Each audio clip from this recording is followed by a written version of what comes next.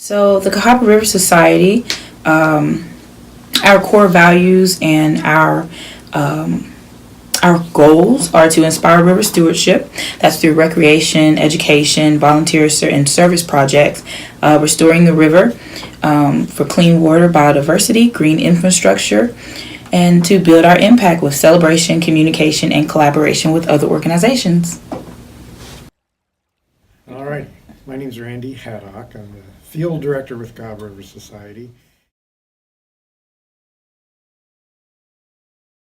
The Alabama Symphony had a quartet of the brass section, and that was made up, the first chair trumpet, the guy who played the baritone, the trombone, and I don't even know what the quartet was made of. But the Alabama Symphony tours all over the state of Alabama. It's not the Birmingham Symphony, it's the Alabama Symphony, and they go all over. The quartet were all made up of fishermen, so everywhere they went, they would like to go fishing. So they obviously fished in the Cahaba and began to recognize some of the changes that were occurring, and were really worried about what they were seeing. So first chair trumpet, Don Elder, started looking around for a way to try to create an organization to help bring focus and attention and protection to the Cahaba River. And he got a wonderful gift from Mr. Butler, Brett Butler, who allowed this organization to come into being. They got a telephone, and it never stopped ringing. And that sort of grew out of that. They were meeting literally in people's living rooms for quite a while before they were able to get that far and have an office on the other side of this building to get started. I'm Gordon Black. I'm the Director of Education. I take youth on the river, same sort of trips that Randy does. I take mostly youth on the river to teach environmental science, and also I'm involved heavily in our stewardship program, which is not just picking up trash, but also bank restoration and access improvement and things like that.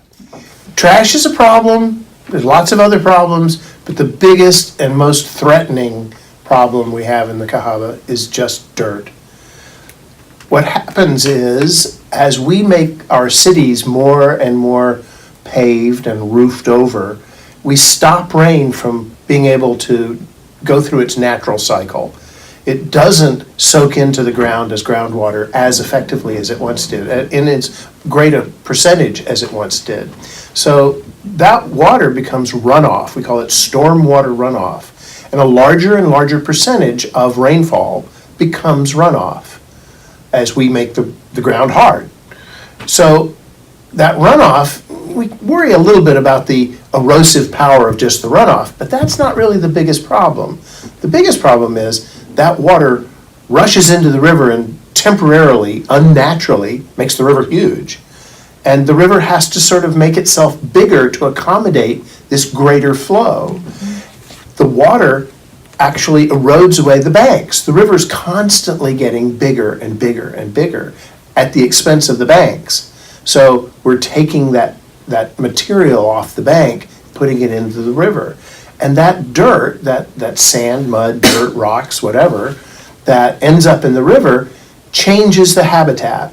So some of the things like, for instance, the lilies are somewhat threatened by the fact that we're filling in the river with dirt.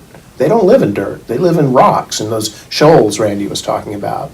So this runoff, causing more and more particulate matter to be in the water, really changes the whole regimen, the whole habitat of the river. And, it's not going to make the river go away, but it can really affect what lives in the river.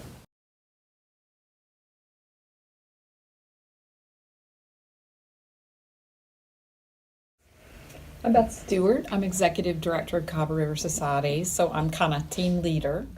So there's a proposal by Shelby County and the State Department of Transportation, ALDOT, to build a road and a new bridge that goes from Highway 280 over through the forests that protect our drinking water, over the Little Cahaba River, which takes water from Lake Purdy to the drinking water pumps in the Cahaba, and then to the backside of Liberty Park. And those are lands that have been bought by the Birmingham Water Board over generations to permanently protect them as forests, because the forests keep that drinking water clean as it comes from Lake Purdy to the river. And so this is the first development project that the Cahaba River Society has opposed in 15 years, because we feel so strongly that there's just no justification for this road that's going to not serve that many people, and yet, you know, create a big hazard. It's going to destroy the forests in these lands that protect our drinking water, increase the risks of hazardous materials spills right there into the Little Cahaba River, just above the drinking water intakes.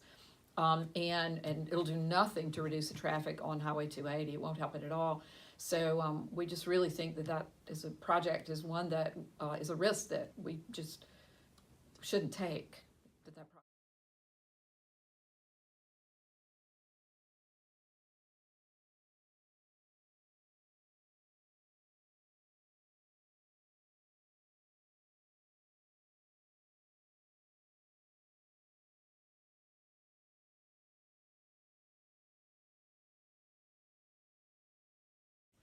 My name is Katie Shaddix. I'm our Office and Communications Manager. I handle our website, e-newsletter, social media, and other communications with our members.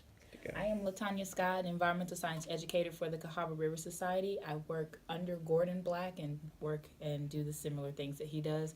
My job is to get youth out into the river and teach river stewardship and river protection.